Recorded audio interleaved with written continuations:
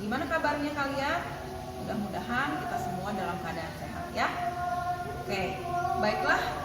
Kali ini Ibu akan menyampaikan tentang praktikum larutan elektrolit dan non-elektrolit. Tujuan dari praktikum kali ini adalah untuk membedakan manakah yang tergolong larutan elektrolit kuat, larutan elektrolit lemah, dan larutan non-elektrolit. Para siswa sekalian, berdasarkan daya hantar listriknya, larutan itu terbagi menjadi dua, yaitu larutan elektrolit dan larutan non-elektrolit. Apa bedanya? Larutan elektrolit adalah larutan yang dapat menghantarkan arus listrik. Sedangkan larutan non-elektrolit adalah larutan yang tidak dapat menghantarkan arus listrik. Apa sih penyebabnya larutan elektrolit dapat menghantarkan arus listrik? Karena larutan elektrolit mengandung ion-ion terlarut yang merupakan ion negatif dan ion positif.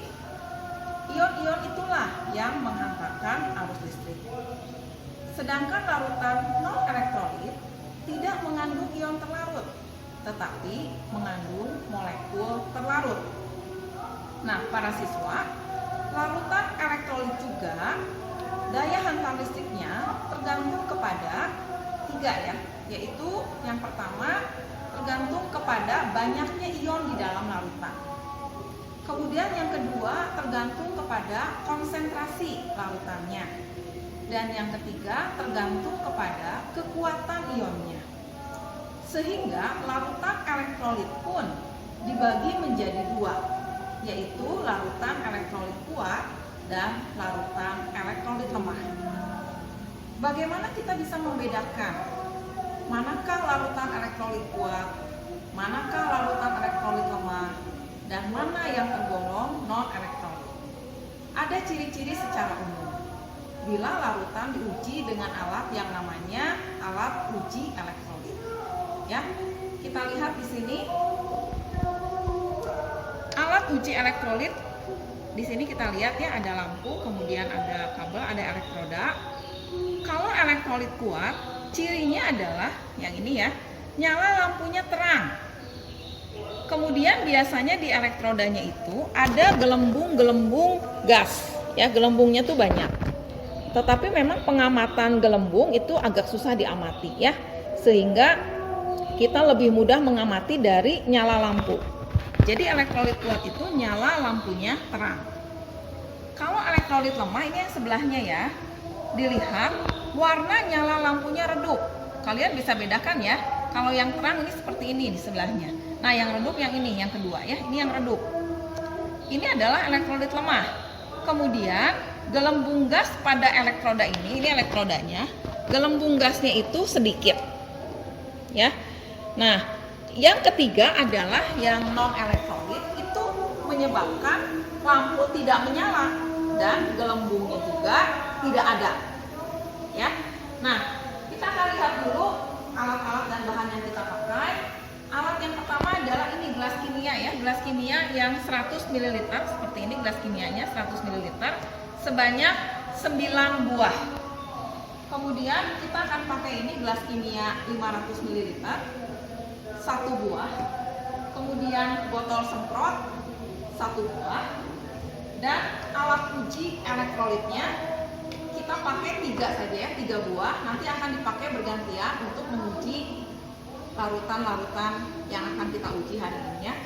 Nah, untuk bahan yang dipakai ada 9. Bisa dilihat di sini. Ini adalah larutan gula pasir, kemudian larutan urea, kemudian ini adalah larutan etanol 95%, ini larutan asam asetat, kemudian ini adalah larutan asam sulfat, larutan amonium hidroksida, larutan natrium hidroksida, larutan natrium klorida, dan larutan asam klorida. Semuanya ada 9. Ya, baiklah para siswa, kita akan lanjutkan ke dalam prosedur kerja. Kalau kalian lihat di LKS-nya ya, di dalam prosedurnya, yang pertama adalah kita siapkan dulu larutan-larutan yang mau kita uji ya, kan ada 9 ya. Kemudian kita isikan larutan itu ke dalam gelas kimia 100 ml.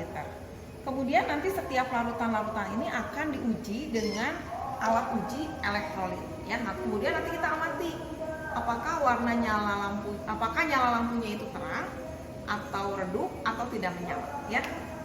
Ibu akan coba ini ya, sampel ini dulu asam sulfat. Hati-hati lihat di tabel pengamatan, ini Ibu tidak berurut ya. Ini Ibu akan coba asam sulfat dulu. Yang pertama yang kita lakukan adalah kita bilas dulu ininya, elektrodanya dengan Aquades. Kita bilas dulu ya. Dua-duanya ya, elektrodanya kita bilas dulu. Sesudah itu kita keringkan pakai tisu ya. Tapi dalam kondisi jangan disambungkan dulu ke sumber listrik ya. Ini colokannya dalam kondisi belum tersambung ke sumber listrik, karena kalau nggak kesetrum nanti. Nah, sesudah itu barulah kita masukkan elektrodanya ke dalam larutan. Ini sampelnya larutan asam sulfat ya. Perhatikan elektrodanya itu tidak boleh bersatu begini ya. Tidak boleh bersatu begini. Tetapi harus terpisah. Jadi nggak boleh bersatu begini ya. Tetapi elektrodanya harus terpisah. Seperti itu. Nah, sesudah tercelup barulah kita sambungkan ke sumber listrik.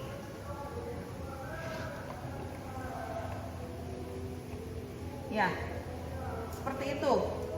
Nah, baru kita amati ini lampunya menyala redup atau menyala terang, gitu ya. Nah, kalau misalnya kita ingin ganti sampelnya, ini kan larutan asam sulfat, mau ganti memakai larutan yang lain, sampel yang lain. Nanti seperti tadi caranya harus dibilas dulu ya. Kalau mau ganti, berarti kita cabut dulu sumber listriknya. Terus baru dibilas lagi, gitu kayak tadi. Dibilas.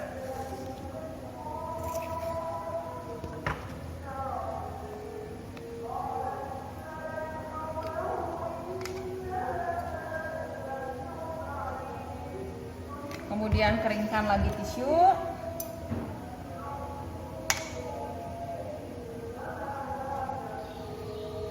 Barulah dicelupkan ke larutan yang lain. Sesudah itu baru disambungkan ke sumber listrik. Ya, seperti itu kita lakukan sampai semua larutan sampel kita hari ini diuji dengan alat uji elektrolitnya. Sekarang kalian lihat hasil pengamatan dari setiap larutan yang diuji menggunakan alat uji elektrolit. Ya, bila lampunya menyala terang, kalian tinggal di checklist menyala terang. Kemudian di kesimpulannya tulis elektrolit kuat. Ya, nanti di LKS seperti itu. Kemudian kalau nanti di pengamatannya ternyata lampunya menyala redup, nanti di checklist menyala redup. Kemudian kesimpulannya elektrolit lemah. Dan kalau lampunya tidak menyala, berarti di checklistnya tidak menyala dan kesimpulannya non elektrolit. Ya, perhatikan label di dalam setiap gelas kimianya ya, karena itu tampilkan pengamatannya tidak berurutan satnya ya, tetapi kalian perhatikan labelnya ya, seperti itu.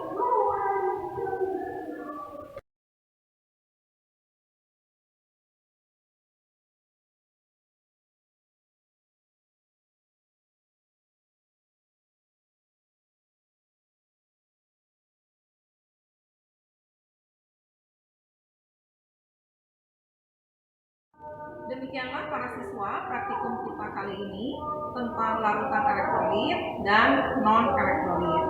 Nanti kalian buat LKS-nya ya sesuai dengan yang sudah di-upload di Secola. Jadi kalian tulis semua laporan praktikumnya sesuai LKS itu.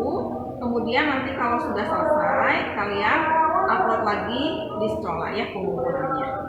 Baiklah, sampai berjumpa kembali dalam video praktikum selanjutnya.